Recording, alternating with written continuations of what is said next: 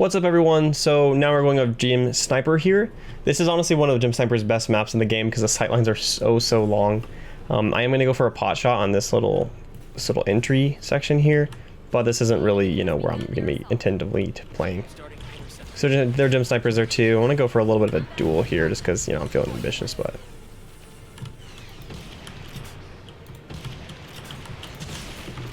Well, that was enough of that and it's time to back up. So I'm going to be trying to play nice long sight lines. Trying to find out where their Gym Sniper is really what I want to know right now. Just because if I don't know where they are, then I'm going to get absolutely rolled by them potentially. They do still have one. There he is. And because he was being silly and not paying attention to where I am, he gets absolutely rolled. That's one of the most important things as a Gym Sniper. If you are playing Gym Sniper, it's very, very, very important to try and ensure that you know where the enemy is. If you don't know where the enemy sniper is, then you're risking dying. But this character is all about angles, essentially.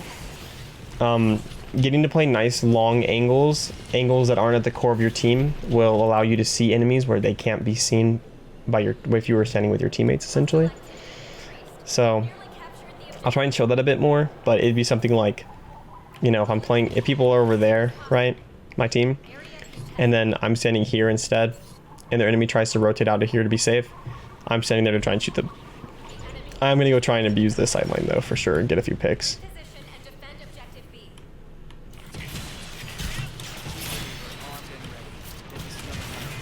Always try and finish the shot against the Gym Sniper. Let me go for something cool here. Now I'm gonna die if I try and do that.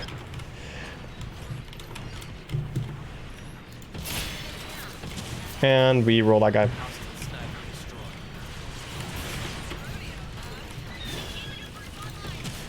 We're trying to get pushed through because somehow they just like ended up walking straight through the choke. Oops. Yeah, my key bindings are not correct, guys. I'm sorry. I expected to be a different one, so I let that guy on accident. My bad. But again, in this situation, I want to take this high ground if I can. See if my jump gets me up here. Play a safe location and far away from the team. The sightlines are great here, so for Gym Sniper, it's honestly pretty impressive to play up here. And I will be absolutely able to roll the enemy team.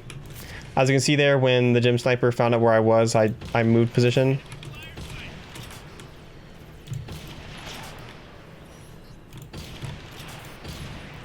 You don't want to be too predictable. You know, if I'm here and I keep peeking here and peeking here and peeking here, he's going to know I'm there. There's going to be a time where he catches me out. I'm going to try and move up here into the sight lines that will actually be able to get me some damage.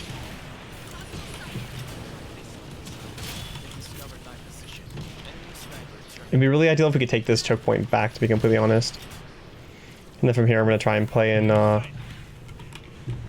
this high ground.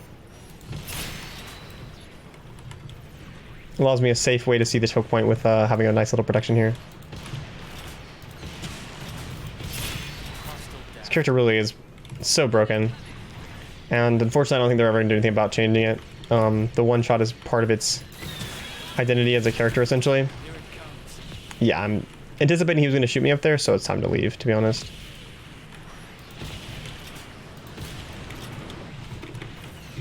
Don't really want to take a close range 1v1 against these guys, so it's time to leave. You can push up, but as soon as, like, you know, things start getting a little bit rough here, it's time to leave. So the enemy Gym Sniper knows where I am now. I'm not really trying to 1v1 him in that situation. I'm fairly sure he's on the right side or the left side though, so I'm gonna see if I can get a little bit done on the right side here. Oh, he knows I'm there too.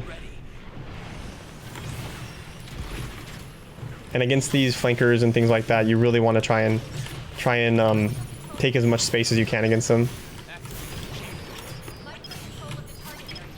Just because the closer they get to you and the more dashes they have when they're getting close to you, the higher chance they have of just absolutely rolling you. So, getting yourself some nice distance will increase your lifespan drastically. because they are your true counters.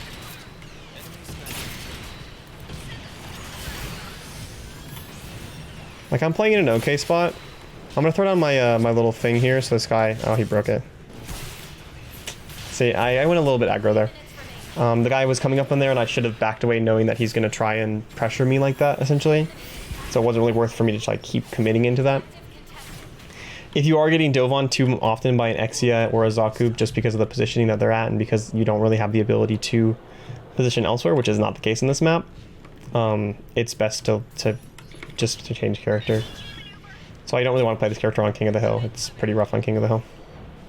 Just because things are always coming from like a million different angles, there's not much you can do about it. We do, however, seem to be giving away the best choke point in the game as a team.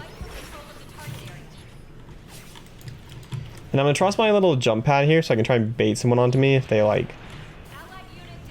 If they go for a dive onto me, I can try and like get them to bounce up in the air and not be able to do that properly.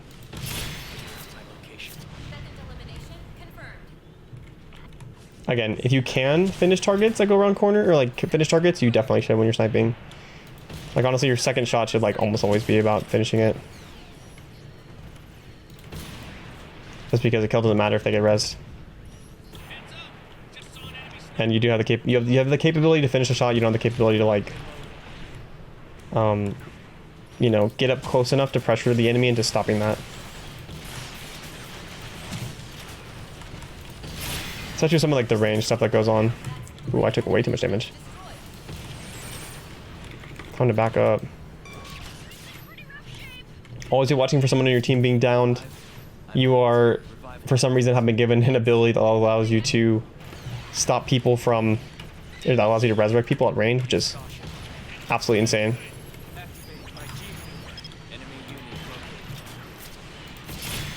Yeah, that guy is absolutely trolling. Look, you don't walk into the sights of a GM sniper. It just doesn't work.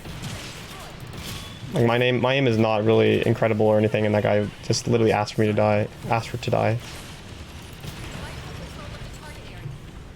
Getting in this situation, the enemy's getting a little bit close, so it's time for me to get out of here.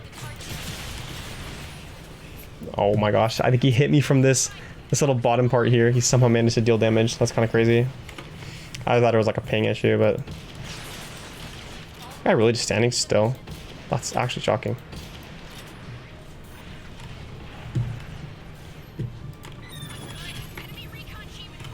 That's the sights. Don't really want to be in here. If they do pop sights like that, it's honestly best for you to try and like take a fight against somebody else, essentially. For example, like let's say he's over there taking sights. I'm gonna go stand over here, just so that I can completely avoid the sight lines and not have to deal with it. All right, so when you're playing on offense, things get a little bit different. You're not holding an angle, you're taking an angle essentially. So if I walk down here, I'm gonna have to go to close to this corner and risk myself like walking into that. So I'm gonna try and go all the way around here. This is called opening up the angle. It gives me a nice off angle for my team that allows me to see enemies that they can't. And stops enemies from hiding from me where they basically stops enemies from hiding from like a combination of me and my teammates, right? Ouch.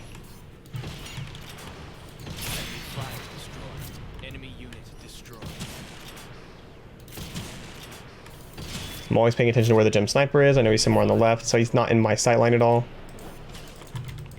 I guess I can't see that guy. That's actually kind of tragic.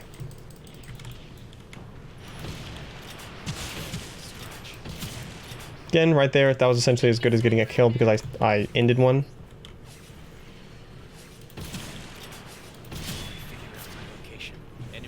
I'm still wanting to try and play away from my like core of my team, so I'm gonna rotate out on the left side here.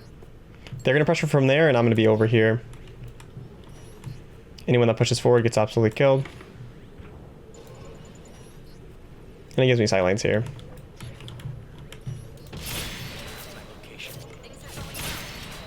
This character is absolutely oppressive on this map, to be completely honest. That guy never pays attention to where I am. It's just like when you're playing as a gem sniper versus another gem sniper, that's like the first war you need to be worried about. And if you choose not to take the war, it's like an intentional like I will not take this fight. I will intentionally avoid where they are. But you can't just ignore them.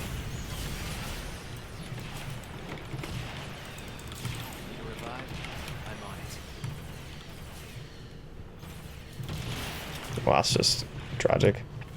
I'm gonna use this to try and force this guy out.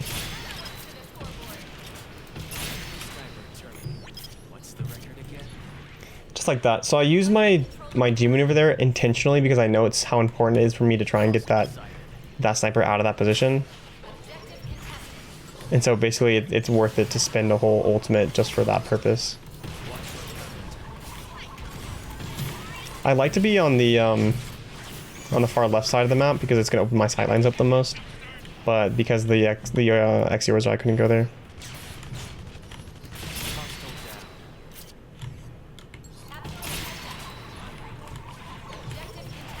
Probably not worth shooting the res there because this is probably not going to get res, but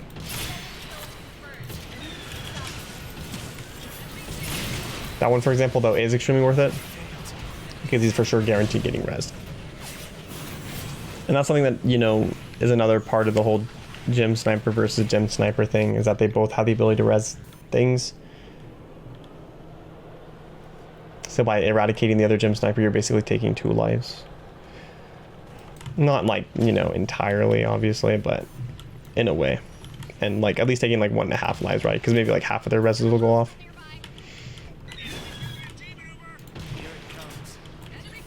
Yeah, my angles are okay here. They're kind of extending into them because they have a death wish, but I really want to be on the left side of the map. It's just a lot more dangerous. And I do not like the fact that that guy is pushing into me. So I'm trying to run away here, see if he doesn't know I'm here.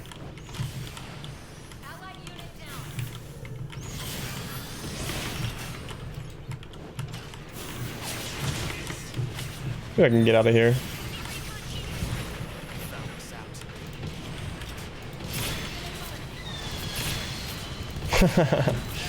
And sometimes you just do that to your enemies, I guess. Oh my gosh. He finally got me once.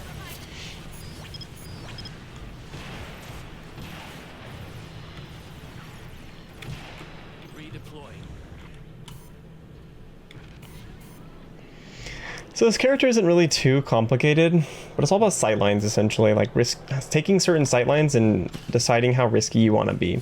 The ones that are more open, oftentimes, well, in certain maps, if they're not, if they're a map, or sorry, a sightline that isn't very, that is like safe and in the open, that just means the map's insanely good for them, like the first part of the last section. But if they are otherwise, they'll probably be kind of risky.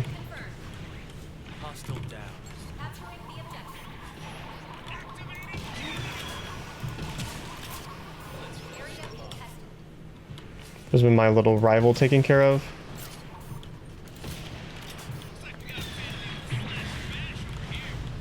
Might get this this gun tangle going towards me, to be honest.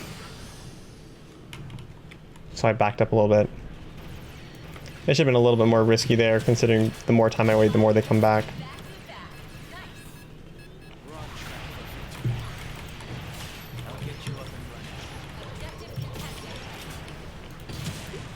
Right now I'm intentionally choosing to avoid that 1v1.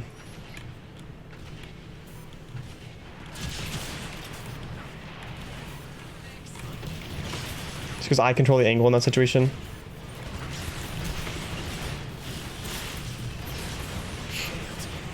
It can be a little bit rough to push with the gym sniper on this map. I'm doing it just to show, like, you know, how good it can be and what your options are in this situation. Mainly, it really is just that one, because that's what your sightlines are. If they were stuffing us at this choke like they really should be, then it'd be a million times harder. But since they aren't, it's it's easy in theory, but we're somehow not able to take advantage of that.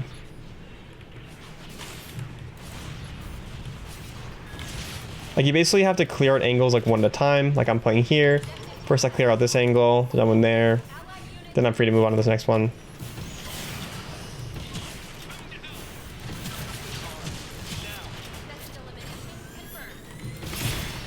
Oh wow, that was quite the headshot on that guy there. Again, no way this guy get rezzed, so we go for it. When you do use your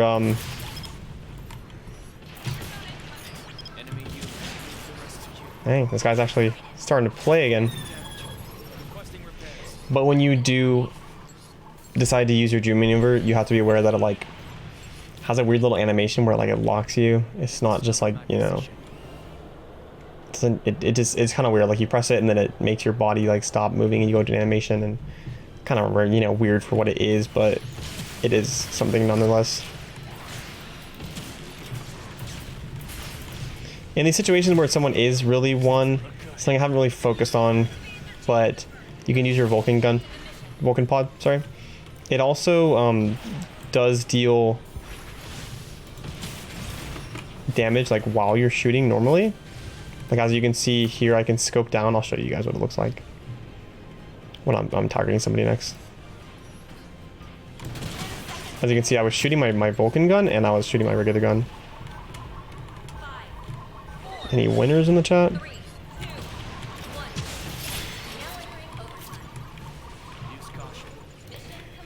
Nice, we pushed it. In these situations also, when you're like waiting for something, you want to keep your crosshair where you expect their head to be. You don't want to be like looking low and then have to jerk it up and to the side. Having to do an aim difference where it's only moving horizontally or moving vertically is a million times easier than having to move both horizontally and vertically. It just reduces the amount of error chance that you have. But yeah, guys, that's Jim Sniper. If you're looking for some more Gundam Evolution videos, then make sure to check out my mobile suit guides. I made one for all original to 14 mobile suits, and I did a Should You Main guide series also, covering the same mobile suits and talking about whether you should actually main them in Gundam Evolution or not.